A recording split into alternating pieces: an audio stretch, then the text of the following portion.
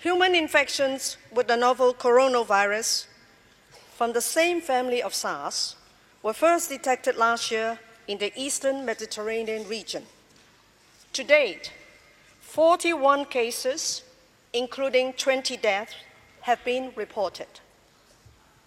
Though the number of cases remains small, limited human-to-human transmission has occurred, and healthcare workers have been infected. At present, ladies and gentlemen, human-to-human transmission of the virus is negligible. However, influenza viruses constantly reinvent themselves. No one can predict the future course of this outbreak. A way as to indicate a proposed allocation of